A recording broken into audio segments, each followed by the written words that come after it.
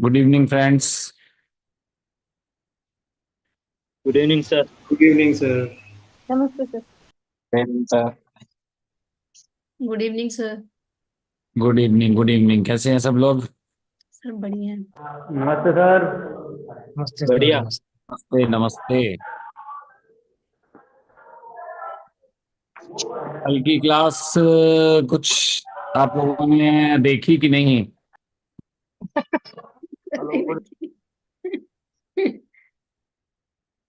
देखी तो नहीं होगी। बस आप लोगों को रिकॉर्डिंग चाहिए होती है। रिकॉर्डिंग का कोई मतलब नहीं होता है। 2-2 घंटे की क्लासेस रिकॉर्डिंग देखना बहुत मुश्किल होता है, बहुत बोरिंग भी होता है।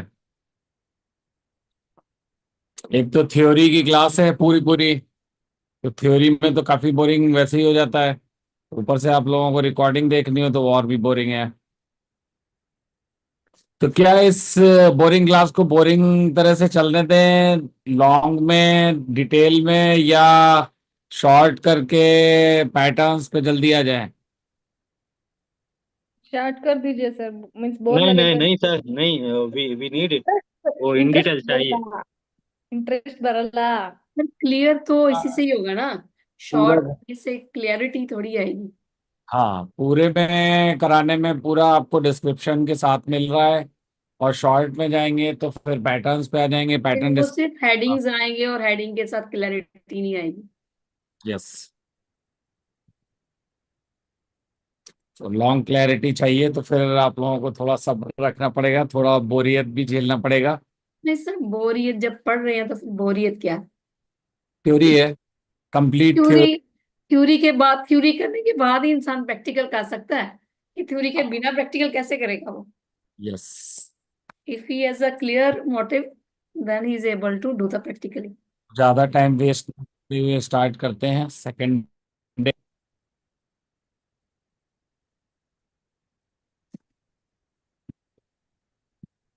तो जो आगे हम लोग पैटर्न्स पढ़ने वाले हैं, मैंने कहा लाओ एक आप लोगों को वो दिखा दिया जाए कि क्या क्या पढ़ने वाले हैं आगे। आज की क्लास में नहीं है, लास्ट की 3-4 क्लास जो होंगी उसमें ये सारा कुछ डिस्क्रिप्शन में जाना है कि कौन सा पैटर्न किस के आइडेंटिफिकेशन पे। इसके साथ में आपको सिम्टम्स, उसकी ईटियोलॉजी क्या, किसके साथ में कौन सा कॉम्बिनेशन जाता है, क्यों जाता है, कैसे जाता है, वो सारी चीजें आएंगी। ये एक डेफिशिएंसी पैटर्न है। फुल में आपका ये पैटर्न आ जाएगा जिसमें हीट से रिलेटेड भी है। कुछ स्प्लीन के कॉम्बाइंड पैटर्न्स भी आते हैं जो प्रॉब्लम में आते हैं, तो वो भी आपको मिल जाएंगे। लास्ट के 3-4 दिन शायद हम लोग इसी पे डिस्कस करेंगे, क्योंकि इसके संग में कुछ एक एक दो दो केसेस भी मैंने रखे हैं जिसको आप इजीली अंडरस्टैंड कर सकें, चीज़ों को समझ सकें। एनाटॉमी के बिना कुछ नहीं कर सकते, बट खाली स्प्लीन की एनाटॉमी का इतना कोई अंदर डिटेल में मतलब नहीं है, क्योंकि वेस्टर्न मेडिसिन में स्प्लीन का इतना बड़ा रोल नहीं है। इसलिए एनाटॉमी को मैंने ऐड इतना ज़्यादा नहीं किया है। बेसिक पार्ट है, बेसिकली कहाँ पर ऐड होता है, क्या क्या फंक्शंस करता है, वो मैंने पहले दिन की क्लास में लिया था, उसमें बताया था। बट स्ट्रक्चर पे क्या प्रॉब्लम्स आती हैं, कहाँ डेफिशिएंसी, और उस पैटर्न के साथ कनेक्ट करेंगे, तब उस पे इटियोलॉजी और एनाटॉमी वाले पार्ट पे थोड़ा सा जाएंगे कि क्या डिफरेंसेस फिजिकल स्ट्रक्चर में आएंगे। तो आज का पार्ट है पैथोलॉजी ऑफ द स्प्लीन। अभी आप लोगों ने इससे पहले क्या पढ़ा था, कोई बता सकता है? फिजियोलॉजी। फिजियोलॉजी। तो आज हम लोग पढ़ेंगे पैथोलॉजी। तो the spleen belongs to the earth and its nature belongs to yin. कैसे? स्प्लीन यिन ऑर्गन है, ये यांग ऑर्गन है? इन तीन ऑर्गन है। इन ऑर्गन। तभी यिन होगा। अर्थ एलिमेंट का है तो अर्थ एलिमेंट के अकॉर्डिंग भी यिन में ही जाएगा वो। Locate at the top of the abdominal cavity and below the diaphragm. It is connected with the stomach and the diaphragm and stands in the interior exterior relationship with the stomach. The spleen hold the office of grannies. Means बहुत सारी चीजें जो हैं आपकी depend इस पे करेंगी। Grannies मतलब फूड। कल बताया भी था, स्टोर रूम, जहां पर आपके सारे अनाज और ब्लड सारी चीजें रहती हैं, सारे टेस्ट डेवलपमेंट्स के लिए वहां पे चीजें मिलती हैं। ग्रैनी स्टोर्स, ग्रैनी ऑफिशियल्स करके बताया था ना कल, हाँ। Food store room. तो पैथोलॉजिकल क्या होता है? Changes due to the duo to the spleen harmony. क्या चीजें मिलेंगी? The spleen is closely linked to the many aspect of physiology when it is affected by the disease. This can therefore easily lead to many kind of pathological changes like the breakdown of movement and transportation। जो आपका transportation का movement रुक जाता है, वो fluid का imbalance होना शुरू हो जाता है बॉडी में।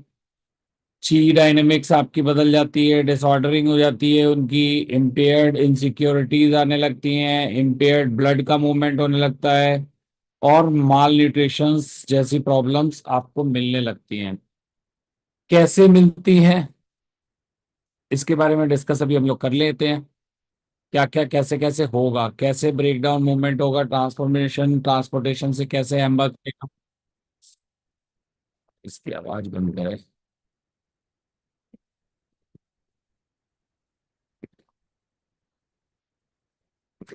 तो breakdown of the movement and the transformation.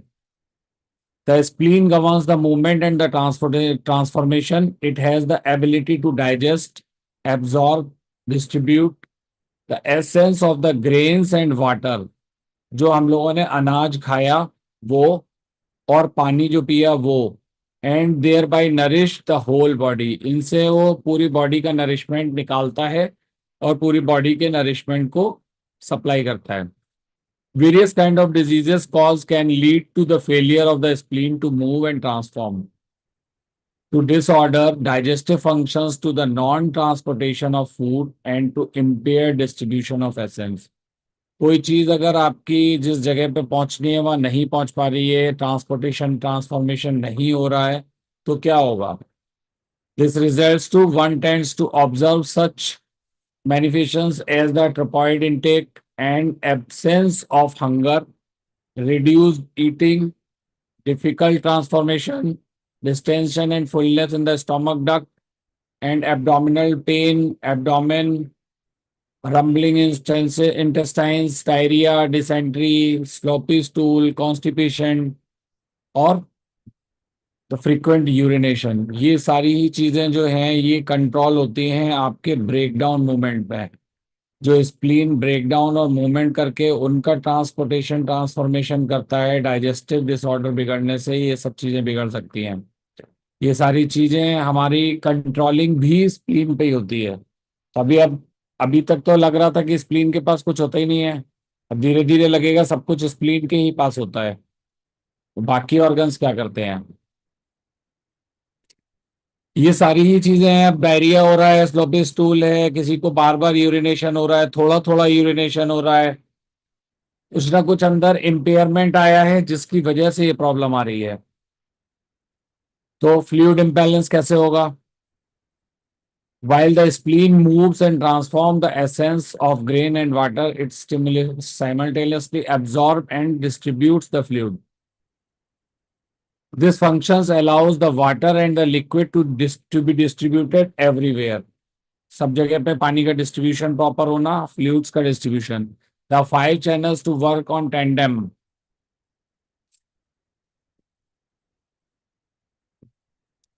The waterways to flow freely and the fluid to be balanced। पानी का फ्लो पांचों चैनलों में बराबर चलता रहे और बैलेंस फ्लूइड्स का बना रहे। When the spleen fails to move the and transform, the earth fails to damp water। तो क्या होगा? The distribution of the water and the liquid is impaired, the fluid collect and stagnate, water chief fluids। पानी कहीं पर बढ़ जाएगा, कहीं पर कम हो जाएगा। कहीं पर स्वेलिंग जैसी कंडीशन आपको दिखेगी, कहीं पर दिखेगा कि कहीं पर फ्लूइड ही नहीं है।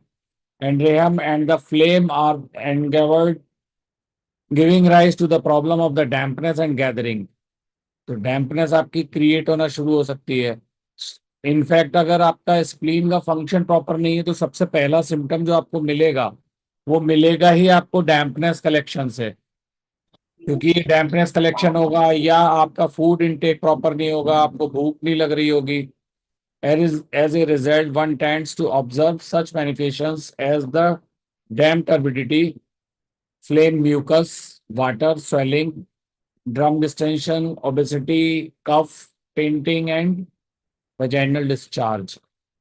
जिस जगह पे प्रॉब्लम से रिलेटेड चीज होंगी उस जगह पे उसकी प्रॉब्लम पहुंच जाएगी। जहां जैसा वाटर रिक्वायर्ड होता है उसकी जगह अगर नहीं पहुंच रहा है या कहीं पर एक्सेस पहुंच रहा है, क्योंकि इम्पेयर्ड हो रहा है, तो जो पानी या जो एसेंस आपका ऊपर एसेंड होना था स्प्लीन से वो एसेंड नहीं हो पाएगा, तो डिसेंड होके आपके लोअर बॉडी के पार्ट्स में वो क्रिएट होगा, बनेगा, जमेगा, या वहां से डिस्चार्ज होगा, या वहां पर आपको डैम्पनेस फील होगी, डैम्पनेस दिखने लगेगी, जैसे पैरों में, जॉइंट्स में, नी जॉइंट्स में, एंकल जॉइंट्स में। सबसे पहले स्वेलिंग आपके फीट फीट पार्ट में आती है ना, पंजे में पैर के। अगर बॉडी में कहीं से भी वाटर रिटेंशन हो रहा होगा तो सबसे पहले आपके पैर के पंजों में आएगा। सिमिलर वे में धीरे धीरे करके वो बढ़ता जाएगा जॉइंट्स में। सबसे पहले कोई भी फ्लूइड या डैम्पनेस या स्टैग्नेशन कुछ भी अगर होता है, सबसे पहले जॉइंट्स पे अटैक होता है, क्योंकि जॉइंट्स के बीच में रुकने की जगह होती है। स्ट्रक्चर इस टाइप का होता है कि चीजें वहां पर रुक सकती हैं। अगर नॉर्मल ब्लड फ्लो हो रहा है आपके वेन्स में तो वहां कोई चीज डायरेक्टली रुकेगी नहीं, क्योंकि पीछे से फोर्स आ रहा है तो वो चलती जाएगी। लेकिन बोनल स्ट्रक्चर या है या जॉइंट्स है तो वहां पर स्ट्रक्चर मल्टीपल टाइप में कार्व्ड या मल्टीपल टाइप में एंगल्ड में होगा, तो वहां पर रुकने की जगह बन जाती है। तो सबसे पहले जो आपका फ्लूइड रिटेंशन होता है वो वहीं होता है। फिर आता है आपका disordering, disordering of the chi dynamic. क्या होता है? The proper direction of the spleen chi to move is to rise and ascend. Proper system क्या है स्प्लीन का? ची को मूव करना और ऊपर की तरफ बढ़ना, असेंड करना, राइज करना। Spleen chi ascends the clear and the leads the upward movement of the chi dynamic in the whole body. हर चीज को ऊपर की तरफ लेके जाना। वेरिकोस वेन्स है। वेरिकोस वेन्स क्या है? स्प्लीन की वीकनेस, क्योंकि स्प्लीन वीक हो गई जिसकी वजह से ब्लड ऊपर की तरफ नहीं सर्कुलेट हो रहा है, चढ़ नहीं पा रहा है। तो अगर आप स्प्लीन ची को बढ़ा देंगे तो ब्लड सर्कुलेशन ऊपर की तरफ बढ़ने लगेगा।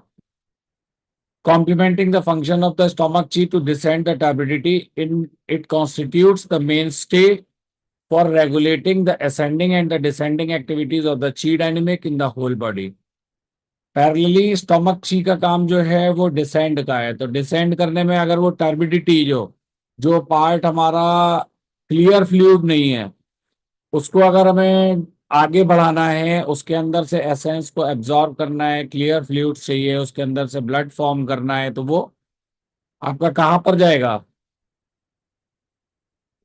कौन से ऑर्गन्स में जाता है वो जो डिसेंड होता है? Intestines. Intestine, liver and kidney. Mainly आप इंटेस्टाइन में जाएगा, उसके बाद आगे की चीजों में जाएगा, ताकि वहां से उसका फर्दर एब्जॉर्प्शन हो सके। When the spleen chi fails to ascend, the essence of the grain and water cannot be transported up to the heart, lungs, head, face, ears and eyes। ये आपको लास्ट में बताया था, लास्ट की slides में, कि जो एसेंस अपवर्ड मूवमेंट में जाता है वो हार्ट, लंग्स, उसके साथ में head, face, ears, nose, eyes, इनमें जाता है। And the clear orifice are deprived of the nourishment. The main face has dizzy head and vision, a pale white facial complex। अगर नहीं पहुंचेगा तो डेजीनेस फील होती है, विजन में प्रॉब्लम लगती है, फेशियल कॉम्प्लेक्शन जो होता है वो पेलिश हो जाता है, या आप कहें कि डल हो जाता है। And inhabited mouth and pharynx. When spleen chi goes does not descend chi can stagnate in the central burner. अगर ची डिसेंड नहीं होगी तो कहाँ होगी? सेंट्रल बर्नर में स्टैग्नेट होगी। Manifest as the distension and the fullness of the stomach duct and abdomen. तो नीचे आपको स्टमक में वो प्रॉब्लम फील होंगी। Torpid intake and reduce eating and the non transformation of food when spleen chi fails downwards. जब नीचे नहीं जाएगी तो क्या होगा? The chi dynamic sags down and its uplift leg strength. तो नीचे जाके क्या होगी? वो स्टैग्नेट हो जाएगी। सैग्स मीन्स स्टैग्नेट हो जाएगी नीचे। This can result in such manifestations as sagging, heaviness in the stomach duct and the abdomen, frequent desire to defecate। बार बार इच्छा होगी, अंदर से फील होगा कि आपको डेफिकेट करना है, स्टूल पास करना है, बट प्रॉपर नहीं होगा हर बार। Enduring diarrhoea, sagging, heaviness in the anus and prolapse of the rectum and other organs. तो अगर ये प्रॉब्लम होगी तो, अगर ची का मूवमेंट प्रॉपर नहीं हो रहा है तो आप देखिए क्या क्या प्रॉब्लम्स है। तो डिसऑर्डर्ड द ची डायनेमिक में क्या क्या मिलेगा? Spleen chi failing to ascend, तो क्या होगा? Dizziness in the head, vision and tail, white facial complex. Stagnant अगर हो रही है सेंट्रल बर्नर में तो distension and fullness in the stomach and duct, abdomen torpid intake and reduce eating, non transformation of food. Downward fall अगर होगा spleen ची में तो क्या होगा? अगर नीचे ची उसकी डाउनवर्ड जा रही है, मतलब रिवर्स ऑर्डर में जा रही है, तो sagging, heaviness in the stomach duct, abdomen and the frequent desire to defecate, enduring the diarrhoea, sagging, heaviness in the anus, prolapse of the rectum and other organs. हर चीज नीचे गिरती हुई सी फील होगी कि ऑर्गन्स नीचे प्रोलैप्स हो रहे हैं, गिर रहे हैं। शैगिंग में एक चीज और भी आती है, जो आपका स्टैग्नेशन होता है ना चीजों का, वो बहुत सारे ऑर्गन्स ऐसे हैं जो, अगर स्प्लीन ची स्टैग्नेट होगी, नीचे की तरफ स्टैग्नेट होगी, तो और भी बहुत सारी चीज को वो नीचे की तरफ स्टैग्नेट करेगी। मूवमेंट जिनके ऊपर की तरफ होने चाहिए उनको भी वो स्टैग्नेट करेगी। अगर स्प्लीन ची स्टैग्नेट होगी तो आपको कुछ टाइम के बाद सांस लेने में भी प्रॉब्लम होगी, क्योंकि वो लंग्स ची को और बाकियों को भी डिस्टर्ब करेगी। बार बार आपको खांसी आएगी, कफिंग होगी, तो ये सारी चीजें भी उसी की वजह से होंगी। तो इम्प्योर्ड मूवमेंट होगा ब्लड का, तो क्या होगा? स्प्लीन कंट्रोल्स ब्लड, ये सबको पता है। स्प्लीन गवर्न्स द ची, व्हेन ची is adequate it manages and control contains the blood so that it moves ceaselessly, circulate inside the vessel and does not spill out to the outside, ताकि बाहर भी ना गिरे। But when the spleen chi is deficient, its managing and containing functions breaks down and the blood fails to stay in the channel। तब blood आपका channels में या आपके वेसल्स में नहीं रह पाएगा। This can result in the blood spilling to the outside. अब वो अलग अलग तरह से होगा, ब्लड डिस्क्रीशन और the frenetic movement of the blood. हो सकता है स्किन के उसमें हो तो स्किन से हो सकता है यूट्रस से हो तो यूट्रस ब्लीडिंग हो सकता है वेजाइना से हो तो वहां से ब्लीडिंग हो सकता है नोज से हो। ये डिफरेंट डिफरेंट कंडीशंस आएंगी डिफरेंट डिफरेंट केसेस के अकॉर्डिंग, कि किस मूवमेंट में उसका कंट्रोल प्रॉपर नहीं हो रहा है। When the spleen fails to manage the blood in the upper body, blood can spill in the upper body and manifest as the nose bleeding, explorations of the blood or the blood ejections। When the spleen fails to manage the blood in the lower body, blood flows downward. This can cause the bloody urine, bloody stool, profuse menstruations, flooding and spotting, and even the bloody stool। अगर अपर में आएगा तो आपकी knows से या skin से भी होता है उसमें, और अगर लोअर में आएगा तो इन जगहों से होगा। When the spleen fails to manage the blood in the skin, जब स्किन में मैनेज करना नहीं कर पाएगा तो क्या होगा? Blood will exit from the skin causing the spontaneous bleeding of the flash. Skin से ब्लड होगा। When a failure of the spleen to manage The blood causes the blood to spill the outside of the vessel and to collect in the tissue of the bowel and viscera. It can form the static blood and transform into a pathogenic evil. तो pathogenic evil chi बनेगी, resulting in the even more complex pathomechanism. ये जो condition बनती है ये more complex condition में आ जाती है। ये लाइन नहीं समझ में आई when Resulting in what, sir? Like, can you give example? क्या चीज? So this evil chi, what does it result in? Like, can you give example? आपकी जो पैथोजेनिक फैक्टर्स है उसके साथ मिल जाती है। जैसे ब्लड है, अगर ब्लड वो आपका स्टैटिकली बाहर आके कहीं स्किन लेवल पे या एक्सटर्नल पैथोजेंस पे कहीं रुका हुआ है तो वहां पर बैक्टीरियल इन्फेक्शंस होने के वो बढ़ जाते हैं, तो वहां पर वो पैथोजेनिक इविल ची में कन्वर्ट हो जाती है। अपोजिट डायरेक्शन में ची चलेगी और वो भी इविल कंडीशन में बनेगी। अभी आगे आएंगे जब आपके पैटर्न्स आएंगे तो उसमें ये चीज आपको एग्जाम्पल के साथ मिलेंगी। इनके एग्जाम्पल्स भी हैं, केस स्टडीज भी हैं। Okay, sir. Thank you. कोशिश मैंने करी है कि जितने मैक्सिमम केस स्टडीज भी आ जाएं ताकि इजी अंडरस्टैंडेबल हो जाए।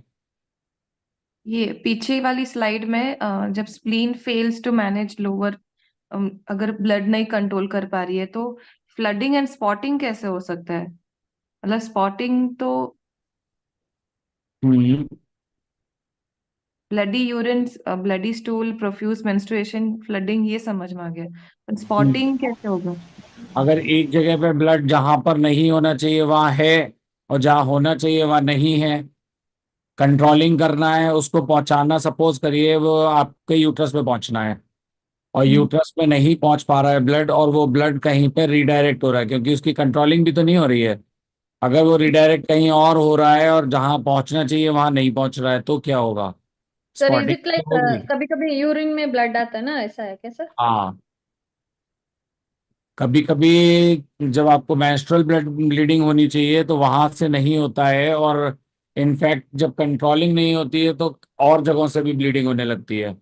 मोशन में भी लोगों होता है, को ऐसा हाँ। फील होता है कि वो ब्लड प्रेशर बढ़ रहा है इसलिए नोज से हो रही है या स्किन से कैसे हो गई, कहीं हम टकराए भी नहीं तो फिर भी स्किन से ब्लीडिंग कैसे दिख रही है। So कुछ you mean to situations- say spotting can be like during menstruation, that long spotting, like for number of days spotting. Does हाँ, is वो that भी हो what सकता you है। mean by अगर spleen? आप इजी एग्जांपल में बताएं तो जैसे डायबिटिक पेशेंट्स होते हैं, वो कहीं चलते फिरते टकराते भी नहीं है, फिर भी अगर आप कई बार उनके देखेंगे तो पैरों में कुछ चोट जैसे निशान बने होते हैं। Bruises. हाँ, ब्रूजेस नहीं, इनफैक्ट आपको बहुत सारे केसेस में वहां पे ब्लीडिंग होती हुई भी दिख जाएगी और उन्हें फील ही नहीं हो रहा होगा कि उनका ब्लड निकल रहा है। अगर कोई सीवियर कंडीशन में ऐसे में है तो आपको ऐसी सिचुएशंस भी दिख जाती हैं कि वहां पर ब्लड तो निकल रहा है और पेशेंट को पता ही नहीं है। आप उससे कहेंगे कि आपको ब्लड निकल रहा है तो वो देखेगा ऐसे, आश्चर्य से देखेगा जैसे कि कोई ऐसा काम हो गया जो उसे पता ही नहीं था, बट होता है ये।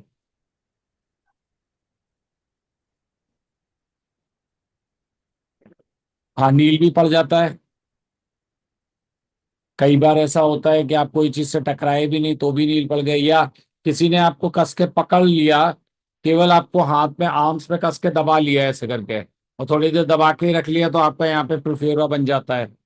ब्लू स्क्रीन, ब्लू आपका ये आर्म्स में आ जाता है या प्रोफ्यूरा हो जाता है या नील पड़ जाता है। ये सारा इम्पेयर मूवमेंट की वजह से ही है। डायबिटीज वालों को ज्यादा नहीं होता है, ये ज्यादा होता है जो ब्लड थिनर्स खाते हैं उनको ज्यादा होता है। प्रोफ्यूरा या नील पड़ने की जो प्रॉब्लम होती है जो ब्लड थिनर्स खाते हैं या जो ओल्ड डायबिटिक वाले हो गए हैं जिनको डॉक्टर्स ने अब ब्लड थिनर्स रिकमेंड कर दिए हैं उनको होता है, या उन फीमेल्स, उन यंग फीमेल्स को भी होता है जो चॉकलेट्स ज्यादा खाती हैं। चॉकलेट खाने से ब्लड पतला होता है। कई बार स्टैग्नेशंस के केसेस या पुराना कोई डायबिटिक केस है उसको सही करने के लिए हम लोग चॉकलेट, डार्क चॉकलेट रिकमेंड करते हैं। बट वो डार्क चॉकलेट रिकमेंड करने का रीजन ये होता है कि डायबिटीज वालों का ब्लड थिक हो जाता है और जब ब्लड थिक हो जाएगा तो वो चांस आपके बढ़ा देगा हार्ट प्रॉब्लम होने के। तो उस केस में अगर किसी को पुरानी डायबिटीज है तो आप अगर उसको डार्क चॉकलेट दीजिए विदाउट शुगर वाली, तो उसका ब्लड जो होगा वो थिन हो जाएगा, और उसको आप जब मेडिसिन देंगे ना शुगर की, तो उन शुगर की मेडिसिन से इजीली शुगर फिर कंट्रोल भी हो जाएगी। हो सकता है उसका ब्लड थिक हो गया हो, इसलिए आपकी जो मेडिसिन है इवन इंसुलिन तक काम नहीं करती है कई केसेस में। तो उस केस में जब आप ऐसा करेंगे तो आपके साथ काम हो जाएगा और कुछ ही दिनों में उसकी शुगर कंट्रोल होने लग जाएगी। आप देखिए हार्ट पेशेंट वाले जो ब्लड थिनर्स या एस्पिरिन वगैरह टाइप की दवाइयाँ ले रहे हैं, उनकी शुगर बहुत जल्दी कंट्रोल हो जाती है। So basically, this concept जो आप बता रहे हो, sir, that fluid, the flow of the fluid, हाँ, so that's what happens, and that's what जब ब्लड थिक हो जाता है तो प्रॉब्लम होती है उसके मूवमेंट में।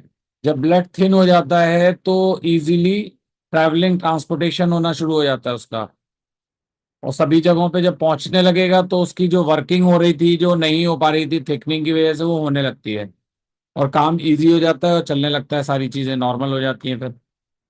and then the diabetic medicine also flows हाँ, well. अदरवाइज जो आप मेडिसिन खाते हो, मेडिसिन आपके ब्लड सर्कुलेशन में मिक्स ही नहीं होती है, मिक्स नहीं होगी तो कंट्रोल नहीं कर पाएगी। Right. कई बार आप देखेंगे किसी की शुगर 300 है, वो 300 ही बनी रहती है, वो कम ही नहीं होती है, तो वो दवाई खा ले, इंसुलिन लगा ले, कुछ भी कर ले, क्योंकि वो ब्लड थिनर नहीं खा रहा होता है। अगर वो एक बार ब्लड थिनर खाएगा और उसके बाद वो दवाइयाँ खाएगा तो बहुत जल्दी नॉर्मल आ जाती है। But sir, in this medical field, like in allopathy, is it like a proven thing that the blood gets thicker? Yes, Are they giving blood thinning medicine in diabetes? they are actually giving the aspirin kind of medicines after the old diabetic persons. Someone is having the diabetes for 4 or 5 years or 6 or 7 years. The doctors prescribe to take you the aspirin kind of medicines so that your blood gets thinner. Or if you have a blood in the normal quality, in the thin quality, then doctor won't recommend you. It depends your sugar is controlling or not. So is If there a test for then it is okay. getting knowing whether the blood is thick or thin? Like what There is is there a test, I could not remember that name. but there is a test I think, to check the viscosity of the blood. yeah, But I think if you try to take out blood from the body through a normal blood test, you blood can will not. easily check it. Just pin your finger and press the finger. You can see the thickness of your blood. It's very easy. See, that may be one way, sir. But when you try to extract blood for blood test, it does not come also sometimes. Yeah, that can also work. So let's move next. The impaired movement से क्या क्या होगा? Blood spilling out of the top. Top पे अगर होगा तो क्या होगा? Blood ejection, nose bleed, expiration of the blood. अगर वो फ्लोइंग डाउनवर्ड आ रहा है, नीचे की तरफ जा रहा है, ब्लड का मूवमेंट इम्पेयर्ड होने से, तो यूरिन से, स्टूल से, profuse menstruation, flooding, spotting, descents in the blood होगा। अगर वो ब्लड एग्जिटिंग स्किन से हो रहा है तो स्किन से निकलेगा, और अगर spilling out of the vessels से निकल रहा है, जो आपकी नर्व्स हैं वहां से अगर निकल रहा है, तो वो क्रिएट करेगा stasis, direct stasis. If the blood is spilling directly outside from the vessels or the nerves internally, then internal bleeding is directly creating the blood stasis. There is no stagnation in this. Stagnation होके stasis होता है। Where is the blood stasis taking place? I'm not able to understand. Blood stasis जैसे आपका किसी organ में blood flow हो रहा है, सपोज लीवर है, लीवर से ब्लड फ्लो हो रहा है और लीवर में ब्लड थिकनिंग शुरू हो गई, तो वो थिकनिंग जो हुई वो स्टैग्नेट करेगी ब्लड के मूवमेंट को। और वो मूवमेंट एक बार स्टैग्नेट होना शुरू होगा तो एक बार जैसे नाली में थोड़ा सा कुछ कूड़ा आ जाए तो आगे से पानी चलना बंद होना शुरू हो जाता है, धीरे धीरे वो कूड़ा इकट्ठा होता जाता है वहीं पे, और ज्यादा स्टैग्नेशन बढ़ते बढ़ते वो बंद हो जाता है। तो जब बंद हो जाता है तब वो कंडीशन आ जाती है स्टेसिस की। उससे पहले की कंडीशन होती है स्टैग्नेशन की, जब तक थोड़ा थोड़ा फ्लो चल रहा है। So, और so sir, sorry sir. So stasis of the organ में means जिस organ में blood flow means बंद हो जा रहा है उस वहां पे stasis जैसे liver blood stasis या heart stasis like that sir. Yes, Organ wise.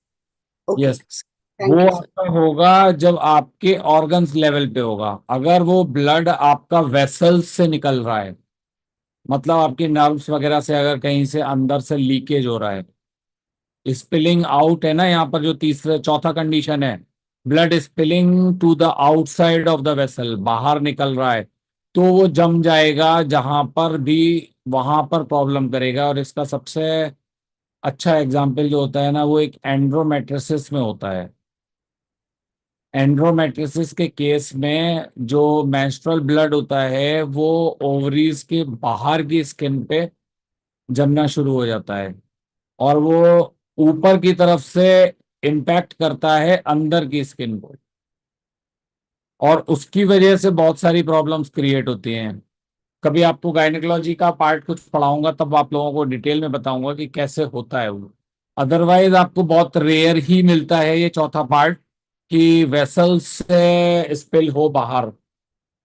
Vessel से स्पिल तभी होता है जो आपके आउटर वेसल्स जो हैं, जो नर्व्स वगैरह आपके हाथों से वगैरह से जाती हैं या जो स्किन लेवल पे हैं, वो मोस्टली वो स्किन पार्ट में ही कवर्ड हो जाता है।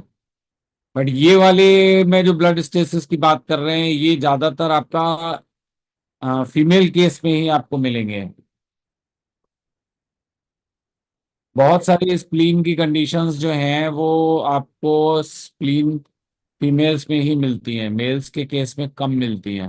मिलती हैं, ऐसा नहीं है नहीं मिलती हैं, बट कम मिलती हैं। फीमेल्स में आपको इजीली और जल्दी मिल जाएंगे, क्योंकि उनका फूड न्यूट्रिशंस की हैबिट्स अच्छी नहीं होती है, खाने पीने के टाइमिंग्स, खाने पीने का न्यूट्रिशंस, वो सब चीज़ें अच्छी नहीं होती हैं, वो नहीं करती, अपने लिए नहीं करती हैं, सबके लिए कर देंगी, बट करना चाहिए। Insecurity of the external defence. External defence जो हमारा बाहर की उसमें रहता है, उसमें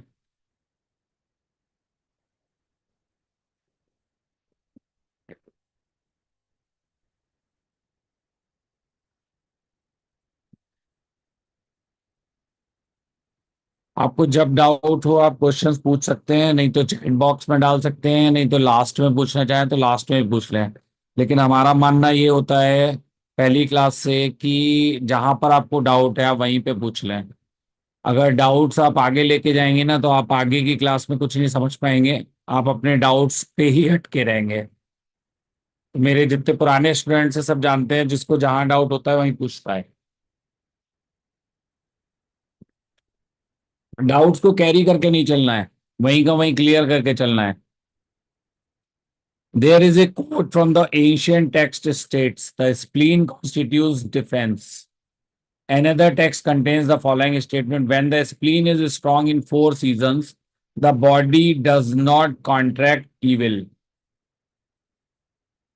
दो टेक्स्ट हैं, एक तो डायरेक्टली कह रहा है कि स्प्लीन जो है वो डिफेंस का काम करता है, दूसरा कह रहा है कि चारों सीजन में आपका स्प्लीन जो है वो अगर आपका प्रॉपर वर्किंग में है, प्रॉपर स्ट्रांग है, काम कर रहा है, तो आपको डिजीज नहीं होगी और आपके डिजीज से वो कॉन्ट्रैक्ट नहीं करेगा, मतलब काम, डिजीज उसके साथ में कोलैबोरेट नहीं हो पाएंगे और उनको डिफेंसिव ही रख के काम करता रहेगा अपना। Both of these quotes point out that the spleen chi has a function of defending and fighting against evil. हाँ, बोलिए। सर एक थोड़ा सा कंफ्यूजन था, मैं अभी थोड़ा सा नया हूँ, तो जैसे ब्लड स्टैग्नेशन और ब्लड स्टेसिस में वो डिफरेंस थोड़ा सा बताओगे सर? जैसे आपकी पाइपलाइन है, पाइपलाइन में आपने कुछ अटका दिया, अब पानी थोड़ा थोड़ा फ्लो कर रहा है, तब तक वो स्टैग्नेट है। अब पानी भी आपका गंदा आ रहा है तो धीरे धीरे जो जगह आपकी बची होगी वो भी फेल हो जाएगी। तो ठीक है पानी सर। आपका मूव नहीं हो पाएगा पाइपलाइन में, तो जहां से पानी मूव नहीं हो पा रहा है वो जगह स्टेसिस हो गई। ठीक है सर। और ठीक जहाँ है, से थोड़ा थोड़ा हरा वो स्टैग्नेशन होगी जब सर। तक थैंक यू थोड़ा सो थोड़ा मच। चल रहा है तब तक उस जगह पे ही स्टैग्नेशन है। अगर आपने ठीक है। स्टैग्नेशन को डिसॉल्व कर दिया तो स्टेसिस नहीं होगा, ठीक है। बट अगर आपने डिसॉल्व नहीं किया तो वो आगे चल के स्टेसिस हो जाएगा। ठीक है। Thank you blockage so of much sir. Pathway, आप कह सकते हो ब्लॉकेज ऑफ पाथवे। ठीक है किसी सर। थैंक यू सो आप मच। घर जा रहे हो, आपके घर जाने का पाथवे है, वहां पे बीच में कुछ रख दिया गया बड़ा सा, आप नहीं जा पा जी रहे हो, तो वो जी। स्टेसिस हो गई। ठीक है।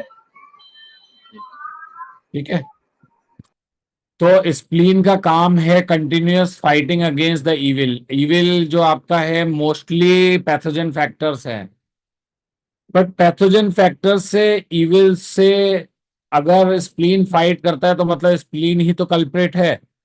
कि अगर आपकी डिफेंसिव ची कहीं पे वीक हुई और आप बीमार हुए, आपको ठंड लगी, आपको गर्मी लगी, आपको जुकाम हुआ, कुछ भी हुआ, तो इसका मतलब आपकी स्प्लीन ने प्रॉपर काम नहीं किया था, डिफेंसिव सिस्टम उसने स्ट्रांग नहीं बनाया था।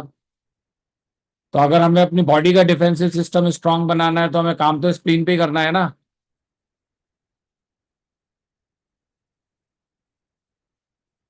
कुछ तो कोई बोला करो, कम से कम पता तो चले कि मैं किसी को पढ़ा रहा हूँ। ऐसा फील होने सर लगता है कि मैं अकेले ही बोल रहा हूँ। सर सर नहीं सर जी सर। सर एक्चुअली नॉइस वगैरह ना आए डिस्टर्ब ना, इसलिए हमने म्यूट करके रखा होता अपने को sir. When spleen chi is strong, it transforms and engages the ancestral chi, enriches the endurance and defensive chi, protects and defends the fleshy exterior and the fights and resists the external evil. अगर हमारी spleen ची जो है वो strong है, आप लोगों को याद होगा जो हम लोगों ने खाना खाया, खाना खाने के बाद जो प्राइमरी एस्पेक्ट्स से हमारा डिफेंसिव सिस्टम के लिए ची और जो आगे के फंक्शंस हैं उनके लिए ची के लिए जो गया था क्लियर कंटेंट लंग्स में, लंग्स से आपके स्किन और मसल्स के बीच में। तो सबसे पहला जो आपका काम होता था स्प्लीन का वो क्या है? सबसे पहले क्लियर कंटेंट या क्लियर आपका जो एसेंस था उसको उसने लिया और सबसे पहले लगाया डिफेंसिव सिस्टम को स्ट्रॉन्ग करने के लिए। अब आप ये सोचिए कि अगर आपका डिफेंसिव सिस्टम स्ट्रांग नहीं है तो बाकी क्या स्ट्रांग है? कुछ भी नहीं, क्योंकि इसलिए सबसे पहले तो डिफेंसिव पे ही काम कर रही है। और अगर आपको बाहर का कोई पैथोजन अटैक होने की वजह से कोई काम हो पा रहा है, आपकी बॉडी में एक्सटर्नल पैथोजन एंटर कर पा रहे हैं, तो इसका मतलब आपका स्प्लीन नहीं, पूरा ही सिस्टम बिगड़ा हुआ है। पूरे सिस्टम को स्ट्रांग करने का मतलब सबसे पहले आपका जो डिफेंसिव सिस्टम है वो स्ट्रांग होना चाहिए ताकि कोई बाहर से अंदर घुस ना पाए। सबसे पहले आपकी स्प्लीन ची को स्ट्रांग करने की जरूरत वहीं से है। If the spleen chi is deficient, however, it is unable to engage the defensive chi, causing an insufficiency of the defensive yang. The interstices are not closed tightly. जो आपके छेद होते हैं स्किन के जहां से एक्सटर्नल पैथोजेंस एंटर करते हैं वो क्या होंगे? वो ओपन रह जाएंगे, टाइटली क्लोज नहीं होंगे, तो आपका पैथोजन एंटर हो जाएगा and are enabled to provide the secure external defense. This can easily result in an invasion of external evils pathogens leading to a common cold. It manifests in such recurrent symptoms as spontaneous sweating, aversion to wind, nasal congestion, fatigue, spirit, and lack of strength. ये गिनी चुनी चीजें हैं जो आप लोगों को रोज face होती हैं अपने क्लिनिक में, या जो नए हैं उनके आने वाली क्लिनिक्स में ये सब फेस होंगी। बार बार पसीना आ जाता है किसी को, तो बार बार पसीना आता है इसका मतलब आपका जो पोर्स है वो बार बार ओपन हो रहे हैं, तो डिफेंसिव सिस्टम उसका स्ट्रांग उतना नहीं है। जब जरूरत नहीं है तब भी ओपन हो रहे हैं। आप अगर नॉर्मल एटमॉस्फेयर में बैठे हैं, आपकी बॉडी से पसीना निकल रहा है, या कुछ लोग ऐसे भी होते हैं जो समर्स में भी इतना सारा कुछ ओढ़ के बैठते हैं कि उनके पसीने जो होते हैं वो हमेशा निकलते रहते हैं, उनके बॉडी के जो पोर्स है वो ओपन रहते हैं, वो हमेशा हार्मफुल है क्योंकि वहां से एक्सटर्नल पैथोजेंस बहुत इजीली एंटर कर लेते हैं। जिस टेम्परेचर के अकॉर्डिंग आपको कपड़े या अपना आसपास का टेम्परेचर रखना चाहिए, उसी के अकॉर्डिंग आपको कपड़े भी वेयर करने चाहिए। ऐसा नहीं है कि आप गर्मी में 30-40 टेम्परेचर में रह रहे हैं और स्वेटर पहन के रह रहे हैं, तो क्या होगा, आपके पसीने ज़्यादा आएंगे, पसीना ज़्यादा आएगा तो आपके पोर्स ओपन हो जाएंगे, तो एक्सटर्नल अटैक जब आपकी हवा चलेगी जरा सी, सो वो एक्सटर्नल अटैक आपको हो जाएगा और आपको कॉमन कोल्ड जैसी प्रॉब्लम हो जाएंगी, जिसको कहते हैं एवर्जन टू विंड। और वही अगर आप गर्मियों में हो और कपड़े नहीं पहने, जाड़ों में आप कपड़े ना पहने, तो आपकी बॉडी के सिस्टम को जो हीट चाहिए वो हीट नहीं मिल रही है अगर बॉडी से, तो भी सिमिलर काइंड ऑफ प्रॉब्लम्स होंगी। बॉडी एक्सेस हीट को क्रिएट करेगी वहां पर, तो बॉडी की पूरी जो ची होगी, जो एनर्जी होगी, वो वहीं पे यूज हो जाएगी उस बॉडी को हीट करने में, तो भी आपको वही प्रॉब्लम्स होंगी।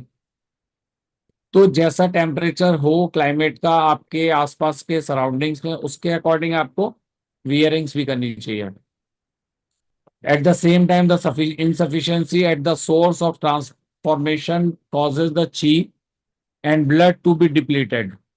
अगर इनसफिशिएंट सोर्स भी आपका होगा जहां से आपको प्रॉपर फूड या प्रॉपर नरिशमेंट या प्रॉपर फ्लूइड्स नहीं मिल रहे हैं, तो भी ब्लड और ची दोनों डिप्लीट कर जाएंगे, डिफेंसिव डेफिशिएंसी में आ जाएंगे। The functions of the whole body and the viscera and the bowel to be impaired and the resistance to disease to be weakened, making the disease continuous and difficult to treat। जब first time कोई disease आपको होती है, suppose आपको season है, season में first time आपको जब सर्दी जुकाम होगा तो इजीली सही हो जाएगा, लेकिन वही सर्दी जुकाम जब आपका डेली होने लग जाएगा तो क्या होगा, वो जल्दी सही हो पाएगा? नहीं। नहीं, क्योंकि आपकी डिफेंसिव ची भी जो होगी ना, वो भी डिप्लीट कर गई होगी, वीकेंड हो गई होगी। तो हमें उसको भी कंटिन्यूएशन में स्ट्रांग बना के रखना है। जब किसी को कोई डिजीज हो इस टाइप की, जो किसी एक्सटर्नल पैथोजेंस की वजह से हुई है, तो एक्सटर्नल पैथोजेंस का ट्रीटमेंट करने के बाद हमें अपने स्प्लीन का भी ट्रीटमेंट करना जरूरी है, एक्सक्यूज मी ताकि सर, वो- हाँ। अगर किसी को पूरा टाइम अगर पसीना आता हो, सपोज कोई भी सीजन हो हम्म। और पसीना ही आता हो, थोड़ा फैन बंद करो या थोड़ा उस एटमॉस्फेयर से बाहर जाओ तो पसीना अगर आता ही रहता है कंटिन्यू, तो उस कंडीशन में क्या हो सकता है? या तो आपकी स्प्लीन वीक है, या फिर आपका हार्ट जो है वो एक्सेस हीट क्रिएट कर रहा है, या आपका स्टमक के अंदर हीट ज्यादा है जिसकी वजह से ऐसा हो रहा है। अच्छा। ये तो आप जब टंग डायग्नोसिस या कोई डायग्नोसिस करेंगे तब आपको क्लियर होगा कि ऐसा किस कंडीशन की वजह से हो रहा है। Okay sir.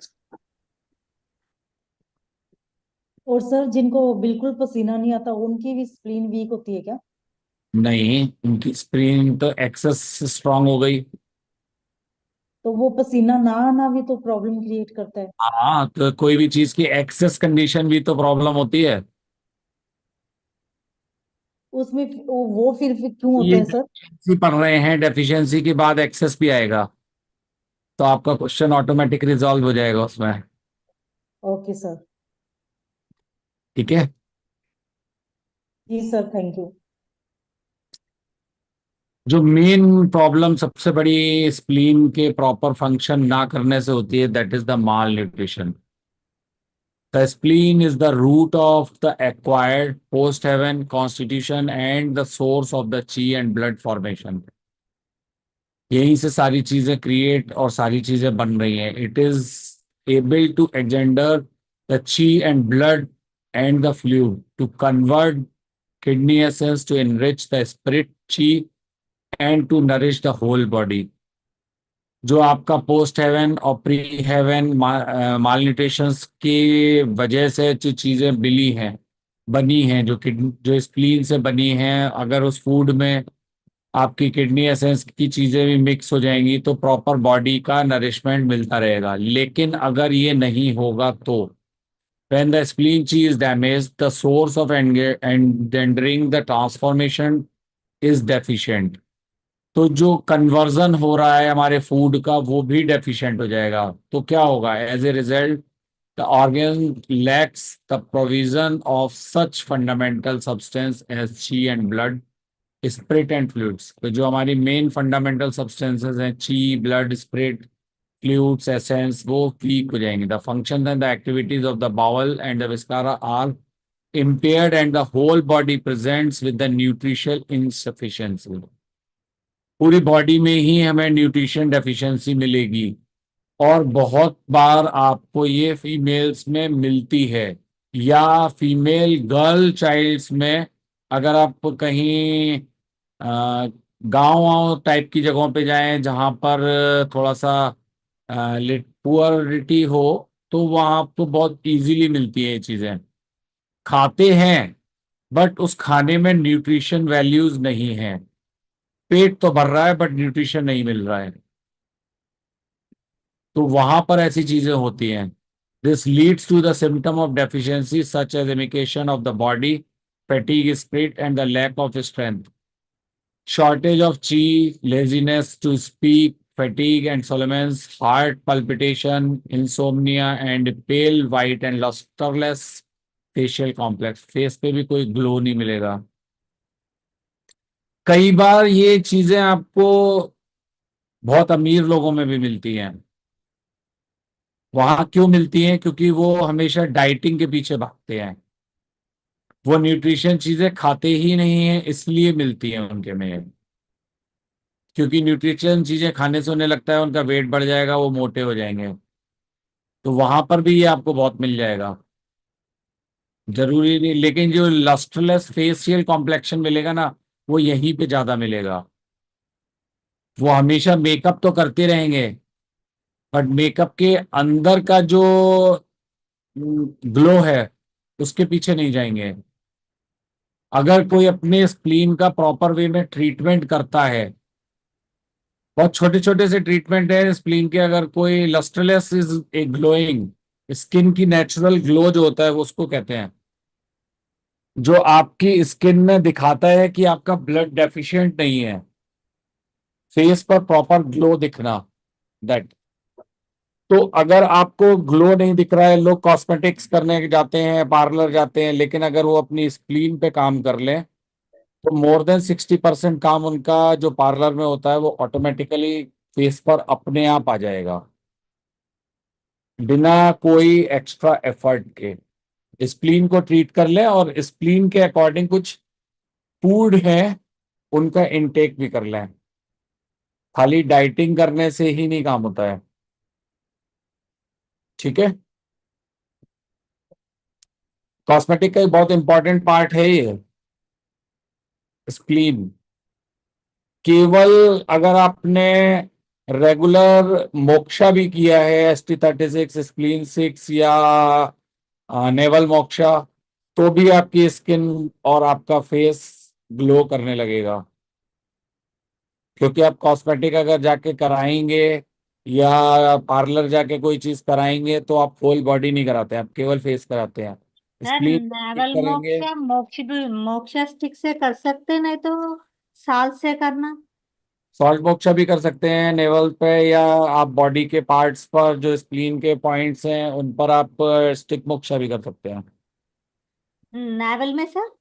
नेवल पे करेंगे तो सावधानी से करेंगे, नेवल बहुत सेंसिटिव होती है, बर्न ना हो जाए ये ध्यान रख के।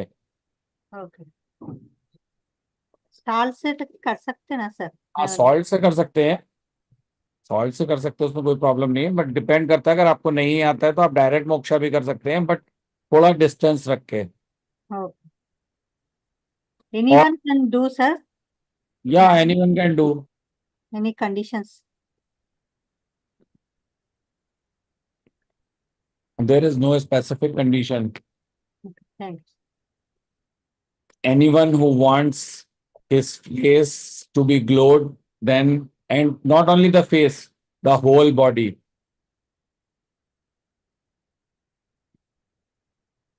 because spleen will take care of your whole body internally and externally.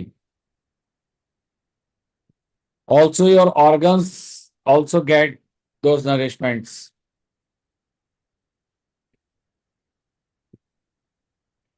Naval पे स्टिक मोक्षा आप 5 to 7 मिनट्स तक कर सकते हैं।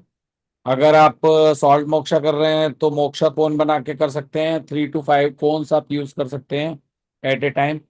और अगर कंडीशन थोड़ी सी स्प्लीन की वीक है तो आप मंथ में एटलीस्ट 20 टाइम्स तक कर सकते हैं, but not more than 20 times. एक और चीज इस पे ध्यान रखनी है, पर्सन जो भी सॉल्ट मोक्षा करेगा स्प्लीन के किसी भी पॉइंट पर, वो फास्ट नहीं करेगा। क्योंकि अगर आप फास्ट रख के या आप भूखे रह के या आप प्रॉपर न्यूट्रिशन बिना लिए ये काम कर रहे हैं,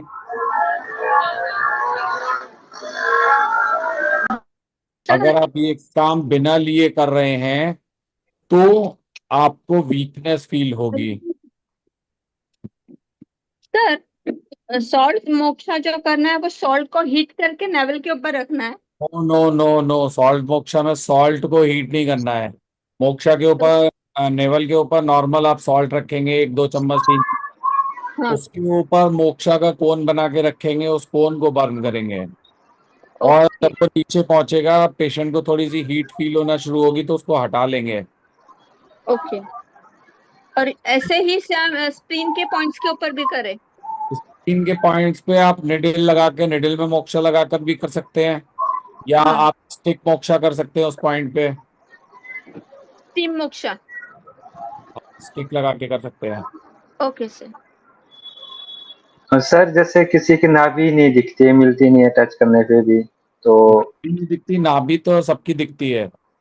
कई एक पेशेंट ऐसा था उसकी नाभि में जितना भी करूँ वो फील ही नहीं होती है उसकी। फील नहीं तो करनी है फिर नाभि। नाभि जो आपको दिख रही है मैं उसी की बात कर रहा हूँ, फील नहीं कर रहा हूँ। नेवल डिस्प्लेसमेंट सही नहीं कर रहे हैं हम अभी। तो अगर नेवल डिस्प्लेसमेंट में नवल तो मोक्ष काम डिस्प्लेसमेंट भी करेगा सही हो सर? जाएगा। Okay, thank you sir. Naval पे अगर आप मोक्षा रख के करेंगे सॉल्ट मोक्षा, तो उससे नेवल डिस्प्लेसमेंट भी काफी हद तक सही हो जाता है। ठीक है सर, थैंक यू। ये छोटी छोटी प्रॉब्लम है जो माल न्यूट्रिशन की वजह से आपको मिलेंगी।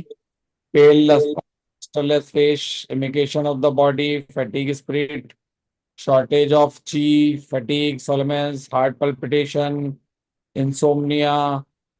जब बॉडी में न्यूट्रिशन की कमी होगी तो नींद कैसे आएगी।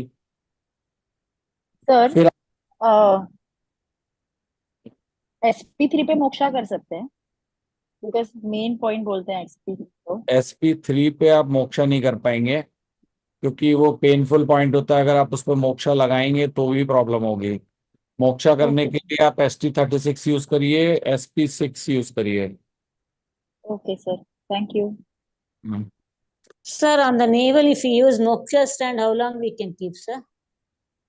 नेवल मोक्षा अगर आप स्टैंड यूज कर रहे हैं तो आप 5 to 7 मिनट्स तक यूज कर सकते हैं, बट डिपेंड करता है कि पेशेंट को एक लिमिटेड अमाउंट तक ही हीट मिलनी चाहिए।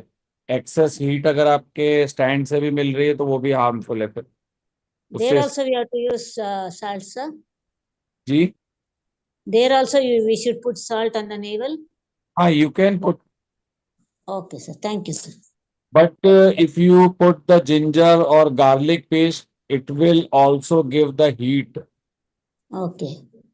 स्टमक को अगर आप सॉल्ट के साथ में कर रहे हैं तो वो एक्सेस हीट आपको क्रिएट करके नहीं दे रहा है, बट इनकेस स्टमक में कोल्डनेस है तो ये Okay. सेम काम आप जिंजर या गार्लिक का पेस्ट बना के भी कर सकते हैं, उससे स्टमक को हीट भी मिलेगी। Okay, sir. Thank you, sir. Otherwise ये जो मोक्षा होगा ये स्प्लीन पे फोकसली काम करेगा। जब आप जिंजर या गार्लिक पेस्ट यूज करेंगे तो स्टमक स्प्लीन दोनों पे काम करेगा। Okay. Thank you, sir. Ginger garlic का इस्तेमाल ना करिएगा, otherwise it will create a heat in the stomach also. Sir किसी को एक्सेस हीट है बॉडी में तो उसको भी मोक्षा कर सकते हैं ST36 और इस पे, या फिर नहीं करना चाहिए? नहीं, बॉडी में एक्सेस हीट है किसकी वजह से, स्टमक में अगर है तो नहीं करेंगे, अगर स्टमक में नहीं है तो कर सकते हैं। हो ओके, सकता है कर सकता। तो, हो सकता है न्यूट्रिशन प्रॉपर ना हो उसकी वजह से हीट हो, तो ये कंडीशन आपको एक बार डायग्नोज करनी पड़ेगी कि क्या है, उसके ओके सर, कर सकते हैं। Thank you sir. जैसे कल की क्लास टंग डायग्नोसिस की है, एक डेमो क्लास, मैं लिंक आप लोगों के ग्रुप में भी डाल दूंगा, अगर कोई ओके सर। कर सकता है वो भी। Pathogenic factors. The following can become a pathogenic factor in the formation of spleen disease. The external contraction of six excesses, that is wind, wind, cold, summer heat, damp and dryness and fire. These are the six excess condition. Wind is excess, cold is excess, summer heat is excess, damp is excess, dryness is excess, and heat is and fire is excess. अभी आगे आप लोगों को पता चलेगा difference summer heat और fire में क्या डिफरेंस है, नॉर्मल हीट और फायर में क्या डिफरेंस होता है। Internal damage from the seven effects या seven emotions, joy, anger, anxiety, thought, sorrow, fear, fright, ये सारी जो चीजें हैं ये आपके 7 टाइप्स ऑफ इमोशंस भी हैं। ये सारे इमोशंस अपने अलग अलग ऑर्गन को इफेक्ट करते हैं। पैरेलली इन सब का इफेक्ट डायरेक्टली नहीं, इनडायरेक्टली हार्ट को भी होता है। Other thing is the dietary regularities, excessive taxation, fatigue and untimely way of living, an internal collection of damp, phlegm damp या फ्लेम या turbidity and the non transformation of water chi. अगर पानी का movement या fluid का movement या water का movement आपकी बॉडी में प्रॉपर नहीं है, या उसका ट्रांसफॉर्मेशन प्रॉपर नहीं है कि वो एक फॉर्म से दूसरे फॉर्म में ट्रांसफॉर्म नहीं हो पा रही है, ब्लड और food and drink collecting stagnating and causing the internal blockage, जिसकी वजह से इंटरनल ब्लॉकेज हो रहा है, प्रोलॉन्ग्ड और द सीवियर इलनेस की वजह से प्रॉब्लम हो रही है, a lack of inappropriate treatment, कई बार गलत गलत ट्रीटमेंट बार बार हो गया या गलत ट्रीटमेंट की वजह से प्रॉब्लम हुई, कॉन्स्टिट्यूशन ही उसका इनसफिशिएंसी का है, उसके अंदर प्रॉपर न्यूट्रिशन है ही नहीं, बॉडी का इंटरनल इम्यूनिटी सिस्टम ही बहुत वीक है, and shift from another disease, किसी और डिजीज की वजह से अगर आपको वो डिजीज मिल गई है, तो these all things are come under the pathogenic factors. क्या क्या होती हैं, वही सेम जो अभी बताया है, वही सारी चीजें एक चार्ट में आ गई हैं। तो स्प्लीन की पैथोलॉजी जो होती है वो 3 चीज में डिवाइड होती है।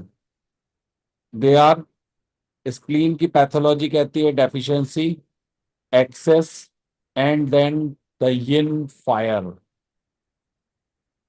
जिसको कहते हैं ना स्प्लीन हीट। एक मैंने आपको आज पहला स्लाइड जो दिखाया था, इसमें थी ना ये spleen heat, damp heat invading the spleen, flame obstructing the middle burner, yin fire, and from the deficiency of the stomach and spleen and the original chi। ये फुल या एक्सेस पैटर्न का जो कारण है वो वही यिन फायर है।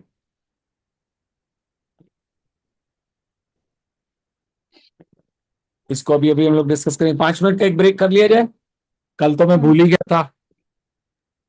Okay sir. तो 5 मिनट का ब्रेक करते हैं, 5 मिनट के बाद फिर से मिलते हैं।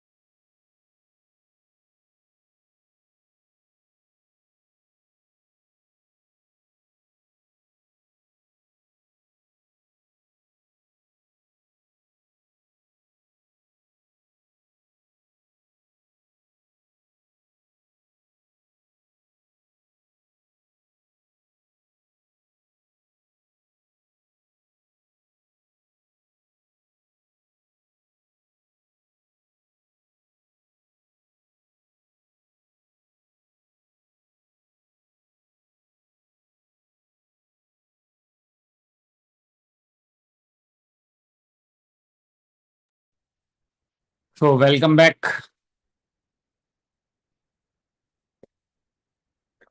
स्प्लीन पैथोलॉजी 3 कंडीशंस में आएगी, deficiency, excess and the yin fire.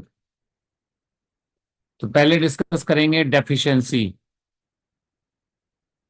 लंबा सा चार्ट है, डेफिशिएंसी से spleen deficiency, movement failure, grain और ये सारी चीजें, स्प्लीन ची फेल।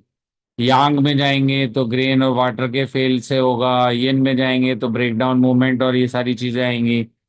कैसे कैसे आएंगे थोड़ा सा देख लेते हैं। ची डेफिशिएंसी से क्या क्या होगा, यहाँ पे थोड़ा सा ध्यान रखने वाली चीजें हैं, क्योंकि ये 3 चीजें आएंगी जो हम लोग स्प्लीन में बात करेंगे, डेफिशिएंसी, ची की, यांग की और यिन की।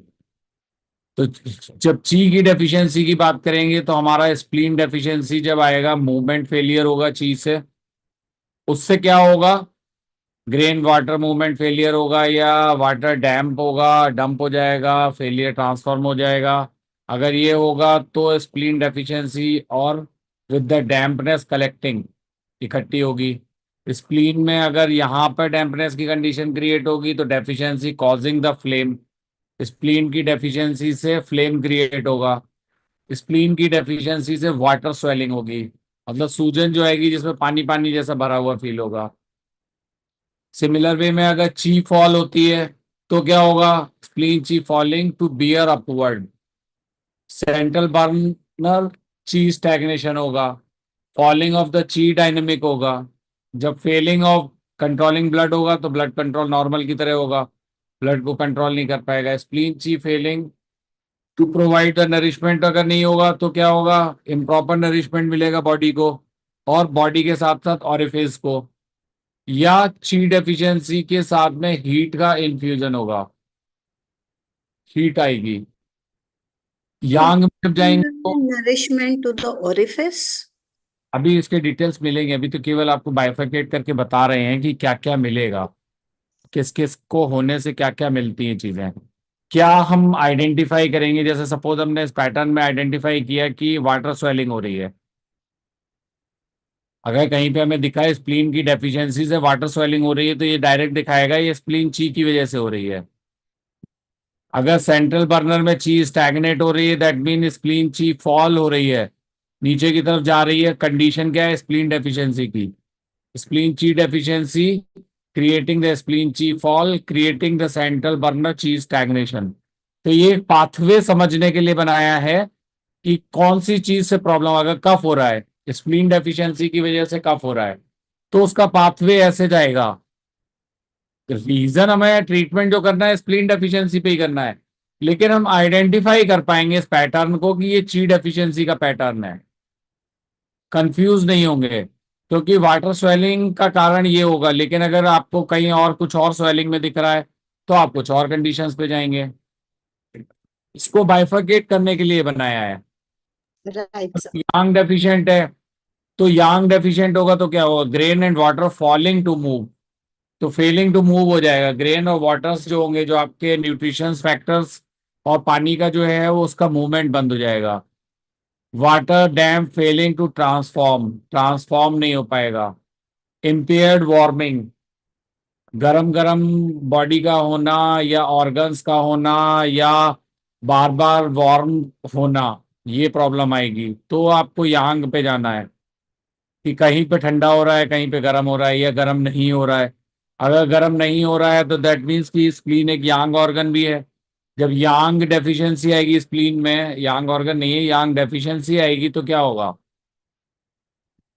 ची की डेफिशिएंसी की वजह से यांग की डेफिशिएंसी क्रिएट हो रही है, जिसकी वजह से वार्मनेस जो क्रिएट होनी चाहिए वो नहीं हो रही है। अभी डिटेल में आएंगे ये सब चीजें। यिन डेफिशिएंसी में जाएंगे तो क्या होगा, ब्रेकडाउन नहीं हो रहा है, breakdown of movement and transformation नहीं हो रहा है, लॉस ऑफ नरिशमेंट हो रहा है, जो आप खा रहे हैं वो आपका नरिशमेंट नहीं मिल रहा है बॉडी को। Internal generation of deficiency heat, deficiency की वजह से हीट क्रिएट हो रही है, एम्प्टी हीट, प्रॉपर मूवमेंट नहीं होने की वजह से हीट क्रिएट हो रही है, वो आएंगी। तो एक्सेस कंडीशन भी इसी तरह से आएगी। स्प्लीन ची के स्टैग्नेशन की कंडीशन बनेगी, स्प्लीन फायर का एक्सपीरियंस होगा।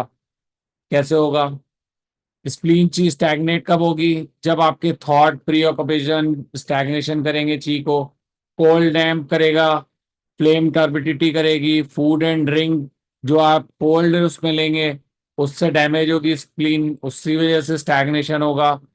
स्टैटिक ब्लड एक्युमुलेटिंग द स्प्लीन, अगर कहीं पे स्टैटिक ब्लड रुक जाएगा कुछ तो होगा। ये कंडीशन है एक्सेस की, वो कंडीशन थी डेफिशिएंट की। फायर कब होगी, जब स्प्लीन चैनल एक्सेस फायर कब होगी, कुछ अलग कंडीशंस हैं। डैम्प हीट की वजह से होगी तो impairment of the splenic movement transformation नहीं होगा तब। डैम्प हीट से आपका earth conjunction and the wood depression में जाएगा तब, या damp heat lying depression of the streaming होगी तब। अभी ये कंडीशंस आएंगी सारी। स्प्लीन स्टोमक यिन डेफिशिएंसी हो सकती है तब होगा, स्प्लीन या स्टोमक की बीच में यिन डेफिशिएंसी की कंडीशन आती है, जैसे स्टोमक यिन डेफिशिएंट हो गया, यिन डेफिशिएंट होगा तो एम्प्टी हीट क्रिएट करेगा। स्प्लीन और लीवर के बीच में डिसहार्मोनी होगी तो हीट क्रिएट होगी। स्टोमक स्प्लीन के बीच में, स्प्लीन स्टोमक के बीच में डैम्प हीट क्रिएट हो जाएगी, डैम्पनेस लेके आएगा स्टोमक, स्प्लीन को पसंद है ड्राइनेस, तो वो हीट क्रिएट करेगा। तो एक एक करके चीजें आती जाएंगी। स्टार्ट करेंगे हम लोग डेफिशिएंसी पार्ट से। स्प्लीन डेफिशिएंसी सबसे ज्यादा होने वाली जो प्रॉब्लम है वो दो ही हैं। स्प्लीन की एक्सेस कंडीशन कम मिलती है, डेफिशिएंट कंडीशन ही सबसे ज्यादा मिलती है, जिसमें स्प्लीन ची और स्प्लीन यांग, ये दो तरह की डेफिशिएंसी मिलती हैं। The spleen and the stomach are the source of food and chi formation, as well as the pivot of the ascending and descending of the chi dynamic, because they play such a significant role in the vital activities of the human body. Physicians throughout the age have referred to them as the root of later heaven.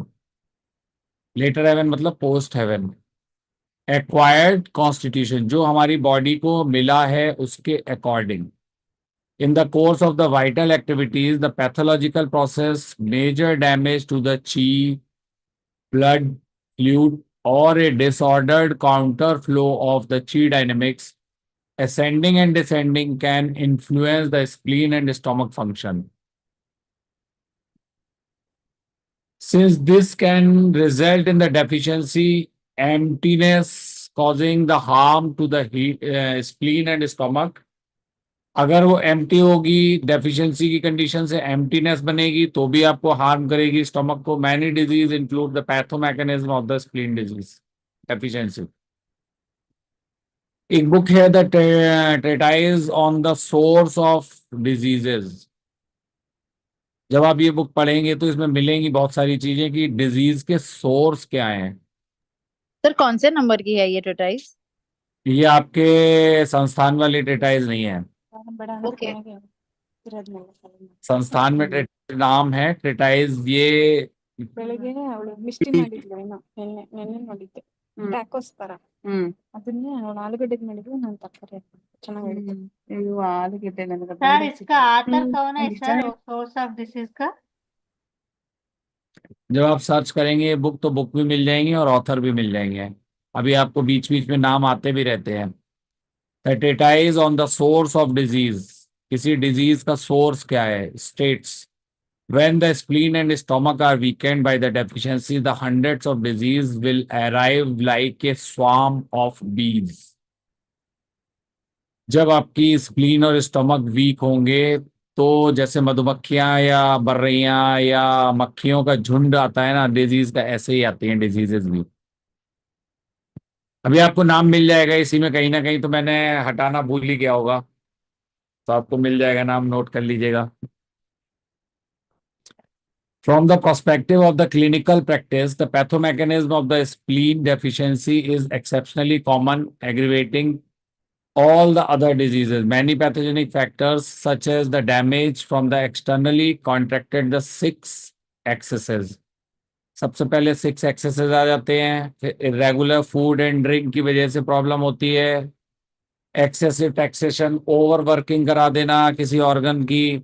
Prolong thoughts, कई thoughts आपके continuous चलते रहते हैं, कई सपने आप continuous देखते रहते हैं कि मुझे ये करना है, वो बनना है, ये बनाना है, वो बनाना है। Preoccupation, excessive vomiting and the diarrhoea, chronic diseases and disharmony, or the lack of or improper treatment can all damage the spleen or the cause of the pathomechanism of spleen deficiency. या तो spleen को damage करते हैं या पैथोमैकेनिज्म के deficiency of spleen के कारण बन जाते हैं। The symptoms for the foot greater yin vessels include such signs as the abdominal pain, abdominal distension, and no pleasure in eating. खाना खा रहे हैं लेकिन मन नहीं है। This can be regarded as the earliest literary reference to the symptoms of the spleen deficiency. तो spleen अगर डेफिशिएंट होगी तो सबसे पहला सिम्टम जो आपको मिलेगा वो यही मिलेगा कि भूख नहीं लग रही है। खा भले ही लेंगे, टाइम हो गया है, खाना बन गया है तो खा लिया, बट खाना खाने का मन नहीं है, इच्छा नहीं हो रही है, भूख नहीं लग रही अंदर से। वो चीजें पहला सिम्टम दिखाती हैं कि यहाँ आपकी स्प्लीन ची जो है वो डेफिशिएंट हो गई है। अभी अगर आप स्प्लीन 3 पे काम कर लेंगे तो यांग तक नौबत नहीं आएगी। नहीं करेंगे तो यांग पे करेंगे, यांग पे नहीं करेंगे तो यिन पे करेंगे। A damaged spleen fails to grind. Thus, eating in the morning cause vomiting in the evening. अगर आपने मॉर्निंग में खाया तो इवनिंग में वॉमिटिंग हो गई, इवनिंग में खाया तो मॉर्निंग में वॉमिटिंग हो गई। And the grain is habitually not transformed, और जो आपने खाया वो ट्रांसफॉर्म नहीं हुआ एनर्जी या एसेंस में। तो जो वॉमिटिंग हो गई वो क्या था? This is called the stomach reflex. यही होता है stomach reflex. The court analyzes pathomechanism of spleen deficiency from the perspective of pulse manifestations. Spleen deficiency leads to an essential chi to overcome the loss of the original chi, an inability to hold urine, and a pulse like running water. आप urine hold नहीं कर पा रहे हैं और pulse check करेंगे तो जैसे पानी बहता है उस तरह से बह रही है, चल रही, दौड़ रही है। Deficiency. Another book states small children can easily suffer from the deficiency or the excess. When the spleen is deficient, it cannot bear cold or warmth. When they ingest cold food, it generates cold. When they ingest warm food, it generates heat. One should know this in order to avoid the mistake. Ingest मतलब होता है जो हम अपने mouth से खाते हैं वो। तो स्प्लीन डेफिशिएंसी 3 तरह की होती है, ची डेफिशिएंसी, यांग डेफिशिएंसी, यिन डेफिशिएंसी। जिसमें आपको ची और यांग तो मिल जाएगा इजीली, यिन थोड़ा मुश्किल होता है मिलना। स्प्लीन की यिन डेफिशिएंसी, स्टमक की यिन मिलना आसान होता है, स्प्लीन की यिन थोड़ा सा टिपिकल होता है। मिल जाती हैं, ऐसा भी नहीं है कि नहीं मिलती हैं, थोड़ा सा डिफिकल्ट होता है। मुझे अभी रेयरली कुछ मिली हैं। When stomach spleen chi is deficient, it causes inability to eat and indication of reduced eating and obesity. आप लोगों को पता होना चाहिए कि स्प्लीन अगर प्रॉपर वर्क नहीं करती है तो आप मोटे होते हैं। आप ज्यादा खाने से मोटे नहीं होते हैं, स्प्लीन के प्रॉपर वर्क ना करने से या ट्रांसपोर्टेशन ट्रांसफॉर्मेशन को ना करने से होते हैं। तो जब आप ज्यादा खाने लगते हैं तो स्प्लीन के ऊपर लोड बढ़ जाता है, तो ओबेसिटी बढ़ती है क्योंकि वो वर्क कर नहीं पाता अपना प्रॉपर। तो जो ची और एसेंस ऊपर चला गया वो तो चला गया, जो नीचे चला गया उसके ऊपर वर्किंग बढ़ गई। अगर वो वर्किंग प्रॉपर नहीं हो पाई या टाइमली नहीं हो पाई, आपने और खा लिया, तो वो धीरे धीरे करके ओबेसिटी क्रिएट करेगी। And inability to lift the limbs in spite of obesity. Obesity नहीं भी होगी तब भी आप लिम्स को लिफ्ट नहीं कर पाते हैं। When the spleen is deficient, it results in emaciation. There are many causes for spleen chi deficiency. For example, we find passages such as when food and drink are doubled. अब हमने दुगना कर दिया। The intestine and stomach are damaged. तो intestine और stomach जो हो गए वो डैमेज हो गए। ऐसा ट्रीटाइज ऑन इम्पीडिमेंट में एक बुक है, उसमें लिखा है food and drink taxation fatigue result in the damage or to the spleen. Treatise on sickness पे लिखा है thought damages the spleen. Treatise on the movement of 5 periods में लिखा है when kidney heat spreads to the spleen it passes into deficiency. On chi reversal book में लिखा है। कितनी सारी बुक्स हो गई। All these diseases cause can damage the spleen chi. In addition, insufficient care in the early childhood. बचपन में अगर आपने प्रॉपर ध्यान नहीं दिया, debility in old age, constitutional insufficiency, enduring diarrhea and disinhibition, and lack of or improper treatment can also affect the spleen chi. कोई भी ऐसी कंडीशंस जहां पर आपने ध्यान नहीं दिया है वहां आपकी ची जो होगी वो इफेक्ट होती है स्प्लीन की। even with the emotions, even with your eatings, your not eatings, all can affect the spleen chi. All these pathogenic factors cause the spleen chi deficiency to be most common among the patterns of the spleen deficiency.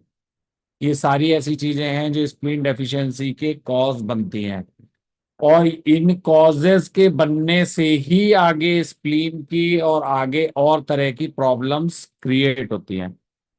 Suppose spleen deficient रह गई, आपने काम नहीं किया, सही नहीं करी, तो क्या होगा? आपका जो इम्यूनिटी सिस्टम है वो वीक हो जाएगा, या वीक रह जाएगा, या डिफेंसिव ची वीक हो जाएगी, तो एक्सटर्नल पैथोजेंस आ जाएंगे। तो दूसरी डिजीज का कारण कौन हुआ? आपका डिफेंसिव सिस्टम। पैथोजेंस तो बाहर घूम रहे हैं, बट आपको उनको अपनी बॉडी में आने से रोकना है, तो अपनी ची को स्ट्रांग रखना है। अब स्प्लीन ची डेफिशिएंसी 4 चीजों में डिवाइड हो जाती है। It is the most basic pathomechanism, but its manifestations are extremely complex. Broadly speaking, they can be divided into the aspects of spleen deficiency, that is movement of failure, spleen chi failing to ascend, failure of the spleen to control the blood, failure of the spleen chi to provide the nourishment. ये सारी चीजें common ही हैं, सारी चीजें जो आप पढ़ भी चुके हैं अभी तक, उनके अंदर का एलैबोरेशन है। अब बेसिक चीजें आपने फिजियोलॉजी में पढ़ ली, पैथोलॉजिकली इनमें क्या डिफरेंसेस आते हैं वो देखने हैं। अब डेफिशिएंसी होने से मूवमेंट फेलियर कैसे होता है, ची के फेल होने से, असेंडिंग फेल होने से क्या प्रॉब्लम होंगी, ब्लड कंट्रोल नहीं होगा तो पैथोलॉजिकली क्या फील होगा। फिजियोलॉजिकली तो आप देख नहीं सकते हैं, पैथोलॉजिकली तो आप टेस्ट कर सकते हैं, चीजें पता कर सकते हैं क्या हो रहा है क्या नहीं हो रहा है। तो deficiency, chi deficiency, chi is spleen deficiency in the movement failure. The spleen governs the movement and the transformation. मतलब आगे बढ़ाने का काम, फूड का ट्रांसपोर्टेशन। यहाँ पे मूवमेंट का मतलब governs the movement means the transportation and the transformation. It is able to digest the grain and water, to absorb as well, convert and transport the essence of grain and water, and to participate in the digestion of food and drink. इसका transformation करना, transportation करना, convert करना, absorb करना, और बाद में digestion के process में भाग लेना, ये सब काम अगर ये डेफिशिएंसी मूवमेंट फेलियर हो जाएगा तो सब रुक जाएगा। In addition it is able to absorb water humor, to distribute the water humor, and to regulate the balance and the fluid metabolism in the human body.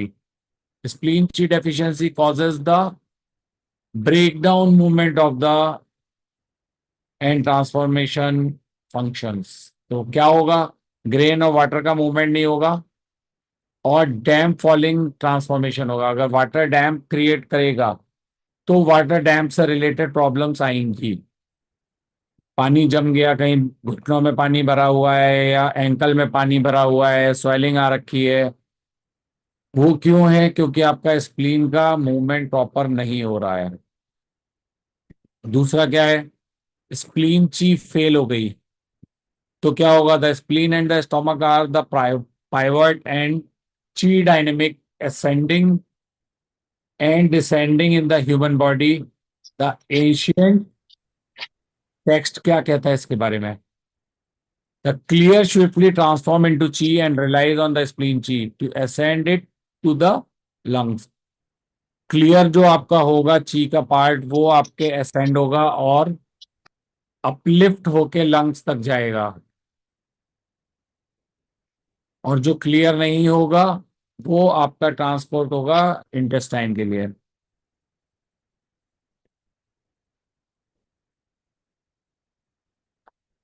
Repeated नहीं है ये, actually पहले फिजियोलॉजिकल था, अब ये पैथोलॉजिकल है। Pathological में कुछ चीजों में डिफरेंस है जो आपको लुक एंड फील होती हैं, जबकि आपकी जो फिजियोलॉजिकल चीजें होती हैं वो लुक एंड फील में नहीं आती हैं, आप केवल उनको फील ही कर पाते हैं। Both explain that ascending is the primary characteristics of the spleen chi. When the spleen chi ascends the clear, it cannot only transport the essence of the grain and water up to the heart, lungs, face, ears, but it also lift up the viscera inside the and thereby preserve the stability of the location of the organ. Up and down करने की वजह से ही. If spleen chi is deficient and unable to ascend the clear, it can develop into a pathomechanism of spleen chi fall. अब spleen ची को fall करेगी, नीचे गिरेगी, तो अपोजिट डायरेक्शन में आपकी आ जाएगी स्प्लीन ची. अभी जो चल रही थी, स्प्लीन को ऊपर की तरफ चलना था तो सारी चीजें सही चल रही थी, अब ये नीचे की तरफ चल रही है. When the stomach is not full, the various vessels are deficient. अगर स्टमक ही हमारा पूरा नहीं भरा होगा तो बहुत सारे वेसल्स जो होंगे डेफिशिएंट हो जाएंगे. When the various vessels are deficient, the snayus are sluggish and fatigued. When the snayus are sluggish and fatigued, chi will be unable to return after the vigorous sexual intercourse, causing the condition of drooping. आपने कोई भी बहुत मेहनत का काम किया है या आपने कोई सेक्सुअल एक्टिविटीज करी है, अगर आपका स्टमक प्रॉपर नहीं फिल्ड होगा तो आपकी जो मसल्स और जो आपके स्नायुज हैं वो आपके वापस ची को रिटर्न नहीं कर पाएंगे और आपकी चीजें लटकी हुई सी दिखेंगी. जैसे ड्रूपिंग का मतलब लटकी हुई, कि जैसे आपके स्किन लटकी हुई सी दिख रही है, आपके हाथ लटके हुए से, मतलब आपको फील होगा कि आपके अंदर एनर्जी की बहुत कमी है, वो चीज होती है. तो ये वो चीजें हैं जो आप देख सकते हैं, फील कर सकते हैं. इसके लिए किसी टेस्ट या किसी चीज की जरूरत नहीं होती है, आप अपनी बॉडी में खुद ही देख सकते हैं. आप देखेंगे तो आपका फेस लटका लटका सा ऐसे दिख रहा है, बहुत जाया हुआ सा, थका हुआ सा, गर्दन लटकी हुई सी है, आप स्ट्रेट नहीं खड़े हो पा रहे हैं, नहीं रह पा रहे हैं, इस टाइप की चीजें आपको दिखेंगी. The Chinese character of for the drooping refers to the drooping appearance and the sluggish and the forceless condition due to flabbiness of the flesh and snayus. When the stomach is not full, should include the pathomechanism of the spleen deficiency and can be understood by the insufficiency of the spleen chi. In this condition, spleen chi fails to ascend the clear chi and is unable to move and transform the essence of grain and water to provide for the flesh and snayus. अगर ये भरा हुआ होगा तो आपकी सारी चीजें वापस तुरंत रिकवर हो जाती हैं, और नहीं तो इट टेक्स टाइम. जब आप उसका ट्रीटमेंट करते हैं तब होते हैं. The snayus become flabby, which results in the sluggish, forceless and drooping appearance. Sir, This what is, do you mean by stomach should be full of what? खाना? हाँ, तो स्टोमक में और क्या भर सकते हैं आप? स्टोमक में तो और कोई एसेंस या कुछ और रहता ही नहीं है ना. जो आपने खाना खाया वो रहता है, या उसको डाइजेस्ट करने वाले जो जूसेस होते हैं वो जब आप खाना खाते हैं तभी आते हैं. Okay, so basically means it's saying that we must have proper nutrition. Is this what it means by stomach is? कहने की कोशिश कर रहा है, वहां पर एक छोटी सी चीज की बात कर रहा है. हम लोग जब कुछ खाते हैं तो वहां से क्या होता है, सबसे प्राइमरी ऑब्जेक्ट जो निकलता है, बनता है, दैट इज द स्प्लीन ची, जो लंग्स तक जाती है, Yes, sir. ब्लड और सारी चीजों में बनती है, फॉर्म होती है. Yes, sir. यहाँ पर स्टोमक को भरने की बात जो कर रहा है वो उसका सेंस जो है वो है. भरने का मतलब ये नहीं है कि आप कोई ऐसा मेहनत का काम कर रहे हैं और पेट भर के कर रहे हैं, that is not the sense. पेट भरा होगा, एनर्जी आपकी ची प्रॉपर फुल हो रही होगी, तो आप अगर इस टाइप का कोई काम करेंगे तो एनर्जी आपको तुरंत वापस मिल जाएगी. Right, sir. Thank you. The snayus become flabby, which results in a sluggish, forceless, and drooping appearance. This is the earliest description of the pathomechanism of spleen chi fall. The same text also explain when center chi is insufficient, there will be changes in the stool and urine, and the intestine will hurt, rumble. The great treatise on the correspondence of and the manifestations of yin yang, ये एक और book है जिसमें explain किया गया है when the clear chi is in the lower part of the body, जब वो लोअर पार्ट में होती है, it causes swilled diarrhoea. This indicates even more clearly that when clear chi fails to ascend due to spleen deficiency, movement failure, and instead fall downwards, it can lead to the gastrointestinal dysfunction and result in rippling intestine and diarrhea. तो नीचे की तरफ जब आ जाती है या रहती है या नीचे की तरफ फ्लो होती है तो डायरिया की कंडीशन क्रिएट करती है. तो ये राइटर का नाम है Li Dong Yong. Explain when spleen and stomach chi flow downward, they prevent grain chi from ascending and floating, describing in detail the pathomechanism of spleen chi falls, resulting in the internal damage and heat infusion. तो आपकी heat create होगी. ये ली Dong Jong की जो books हैं ये सब Chinese में है. जो जितनी भी ये बुक्स के टाइटाइज के नाम दिए हैं ये सब चाइनीज में है, इंग्लिश में नहीं है ये बुक कोई भी. तो अगर आप लोगों को पढ़नी है तो आप लोगों को ट्रांसलेट भी करनी पड़ेगी. उसके लिए आप लोग गूगल ट्रांसलेटर को यूज कर सकते हैं, या बहुत सारी छोटी छोटी अलग अलग बुक्स हैं जिन्होंने इनके रेफरेंसेस लिए हैं तो मेन कंटेंट इन्होंने ले लेके वहां पर डाल दिए हैं.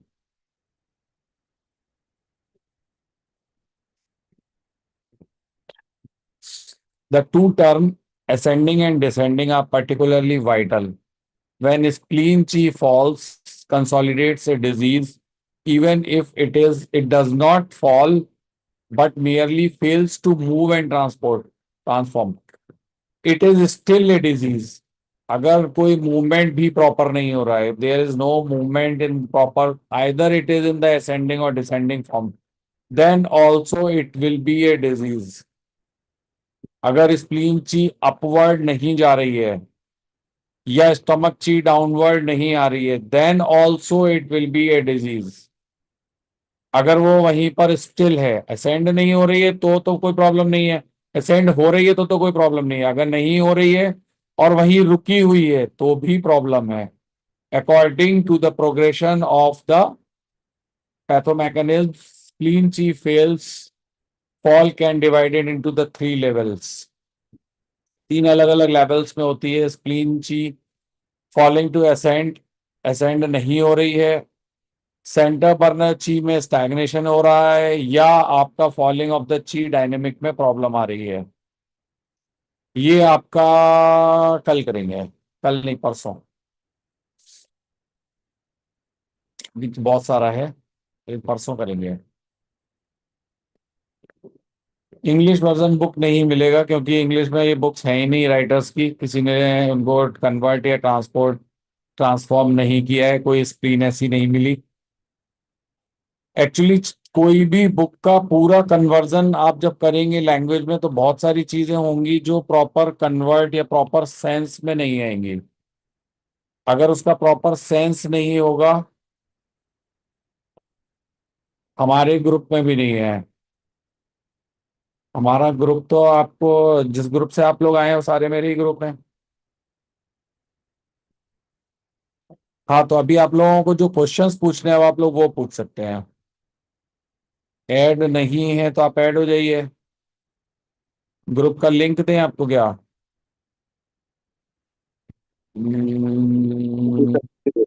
साइज है उसमें भी स्प्लीन का है तो उसमें से भी रीड कर सकते हैं या फिर वो उतना डीप में नहीं है? क्या चीज? संस्थान की जो ट्रिटाइज है हाँ, सर, उसमें से भी स्प्लीन का पढ़ सकते हैं, जैसे रिवाइज करना है आपका ये नोट्स के बाद उसके बिल्कुल पढ़ सकते हैं. संस्थान की जो बुक्स हैं उनमें एक्चुअल कंटेंट तो 10% भी नहीं दिया है. हाँ सर. एक्चुअली जब आप लोग इंटरनेशनल लेवल पे पहुंचेंगे तो आप लोगों को पता चलेगा कि संस्थान की बुक्स जो आपने पढ़ी हैं उन्होंने आप लोगों को 3 साल 4 साल 5 साल में कुछ भी नहीं पढ़ाया है. सर क्योंकि उसकी कितनी सारी बुक्स हैं मेरे पास, लेकिन उसमें जो कंटेंट चाहिए ना पढ़ने के लिए, जो सेटिस्फेक्शन आफ्टर स्टडिंग, वो कुछ भी है, डायग्नोसिस का बोलो या कुछ भी बोलो. एक्चुअली प्रॉब्लम नहीं, ही ऑर्डर वाइज नहीं है, इसलिए ऑर्डर वाइज नहीं है, इधर इधर अदरवाइज नहीं है, कंटेंट भी पूरा नहीं है उसमें. हम्म एक्चुअली जहां जहां तक उन्होंने कन्वर्ट करने की कोशिश करी और कन्वर्ट हो पाया वहां उन्होंने किया। बहुत सारी चीजें हैं जो कन्वर्ट हो ही नहीं पा रही हैं, तो नहीं, आप वो नहीं। ट्रांसलेशन भी ठीक से नहीं हुआ सर, ग्रामर भी गलत है, मीन्स सेंटेंस भी पूरा नहीं है। तो अगर आप देखें तो ट्रेटाइज फर्स्ट आप देखेंगे तो वो ऐसा लगता है जैसे कहाँ से शुरू हुई है, क्या बताना चाहते हैं, क्या करना चाहते हैं, कुछ क्लियरिटी ही नहीं है। हाँ सर। सर बेसिक ही प्रॉपर नहीं है उसमें, और अगर बेसिक पढ़ना है तो हाँ, ट्रीटाइज पढ़नी यही तो पड़ती है। कारण है कि आप लोग ट्रीटमेंट नहीं कर रहे हैं प्रॉपर, क्योंकि आप लोगों के कॉन्सेप्ट ही नहीं प्रॉपर क्लियर है। Yes sir. प्रॉब्लम ही केवल इतनी ही है कि कॉन्सेप्ट अगर क्लियर हो तो ट्रीटमेंट करना टीसीएम में बहुत इजी है। Yes sir. निडिल लगाना कोई बहुत बड़ा टास्क नहीं है। आप लोग टोनिफिकेशन, सेडेशन, अगर आप इंटरनेशनल लेवल की बात करें तो मैग्नेट्स इंडिया के बाहर कोई नहीं जानता। जी सर। कि आपका एक्यूपंक्चर या उसमें बात नहीं करेगा कि आपको मैग्नेट लगानी है। मैग्नेट के लिए तो वो क्वेश्चन मार्क बन जाता है, मैग्नेट ये क्या होता है। जब लिटरली मैंने इंटरनेशनल लेवल पे पेपर्स देखे या उनके साथ में बात करी तो मुझे भी पता चला कि तो अभी तो मुझे कुछ नहीं आता है। फिर मैंने जब पढ़ना शुरू किया तब ये डिफरेंसेस समझ में आए कि मैं कहाँ पर लैग कर रहा था। उन ओके। बुक्स को छोड़ दीजिए और राइटर्स की बुक पे आ जाइए जो इंटरनेशनल राइटर्स में हैं। अगर आप लोगों को अच्छे लेवल पे अपने आप को बनाना है तो, अब सर टाइम आप कोई पास करियर बनाना है तो कोई बात ही नहीं है। सर आप बुक्स रिकमेंड करेंगे कोई? बुक्स तो बहुत सारी हैं। अभी आप लोगों को, सर आपके लेवल कितने लोग आप लोगों में से ऐसे हैं जिनको टंग डायग्नोसिस आती है? Okay sir. सर कितने बेसिक टू एडवांस कौन सी लोग बुक्स लेना है वो थोड़ा बता टंग, देंगे सर। क्या चीज? Basic to advance. Basic to advance में देखिए, सबसे पहला कॉन्सेप्ट अगर आपको यिन यांग आता है और 5 एलिमेंट आता है, ये दो चीजें अगर आपको ढंग से आती हैं तभी आप कुछ और पढ़ पाएंगे, नहीं तो आपको सर कुछ नॉलेज तो फायदा। है लेकिन कितना है वो नहीं बता सकते। अगर आपने टंग डायग्नोसिस पढ़ा है और आप डायग्नोसिस प्रॉपर कर पाते हैं तो यस। इसका मतलब आपको यिन यांग आता है। अगर आपने टंग डायग्नोसिस पढ़ा है और आप यिन यांग में आइडेंटिफिकेशन, डिजीज का आइडेंटिफिकेशन नहीं कर पा रहे हैं तो इसका मतलब आपको यिन यांग ही क्लियर नहीं है।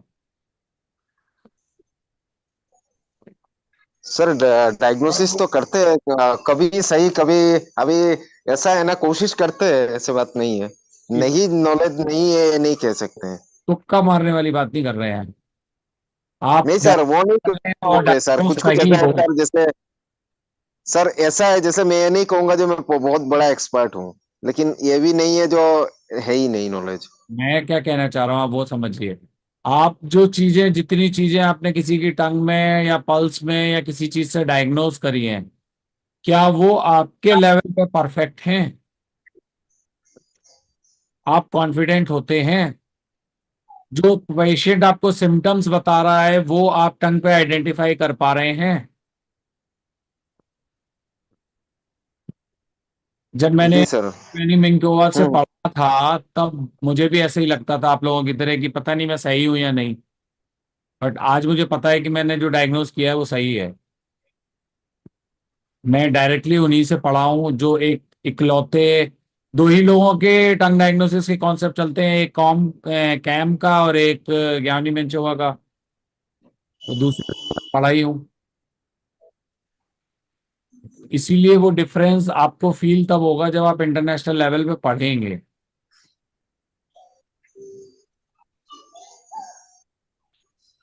सर ग्रुप का लिंक दे दीजिए ना सर। क्या चीज?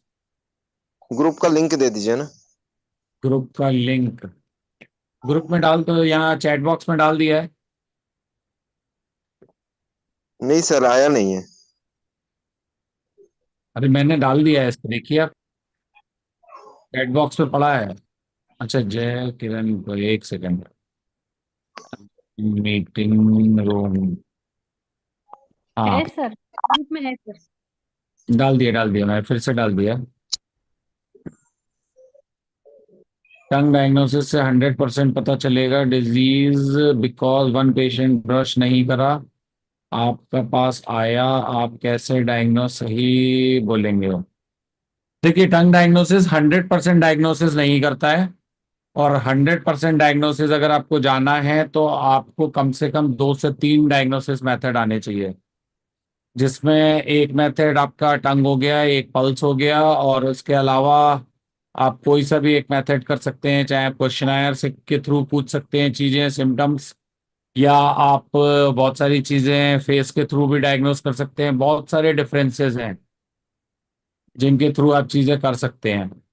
100% डायग्नोसिस डिपेंड ये करता है कि डिजीज क्या है, आप उस लेवल पे देख पा रहे हैं कि नहीं चीज़ों को। टंग पे आप बहुत सारी चीज़ें देख सकते हैं,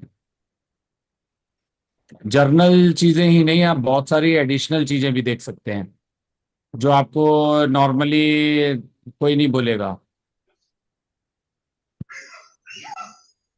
सर आपकी टंग डायग्नोसिस की नेक्स्ट क्लासेस कब? डिटेल। अभी तो कल एक डेमो क्लास है। हाँ सर, वो नहीं पेड, आपकी जो डिटेल्ड वाली क्लास। डिटेल्ड वाली क्लास 7th से स्टार्ट होगी, 7 दिसंबर से। 7 दिसंबर से। और सर हाँ, वो सिर्फ वीक होगी? हाँ, केवल सैटरडे संडे रखेंगे। वो एक्चुअली कुछ नए कॉन्सेप्ट्स और नई डिस्कवरीज हैं उनके ऊपर, प्लस जो बेसिक कॉन्सेप्ट्स हैं वो आप लोगों को बताने के लिए लाया हूँ। ओके कुछ सर। नए चीज़ें हैं जो डेवलप हुई हैं, जो आइडेंटिफिकेशन आपकी टंग पे मिल रहे हैं उनके अकॉर्डिंग है। ओके आप टंग में यूट्रस देख सकते हैं, आप टंग में ब्रेस्ट देख सकते हैं, फाइब्रॉइड्स देख सकते हैं, ओके ओवरी की कंडीशंस देख सकते हैं। बहुत सारी चीज़ें हैं जो आप देख सकते हैं। Okay sir. केवल सर जर्नल 4-5 ऑर्गन्स ही नहीं है, हाँ। आप यस सर। हार्ट है, हार्ट के साथ साथ शैन की कंडीशंस भी देख सकते हैं। ओके सर, कितने टाइम की क्लास होगी सर? कितने टाइम का तो नहीं कह सकता हूँ। लास्ट क्लास जब मैंने करी थी तब तो काफ़ी टाइम चलाई थी, तब तो मैंने बेसिक से लेके एडवांस तक सब कुछ कराया था।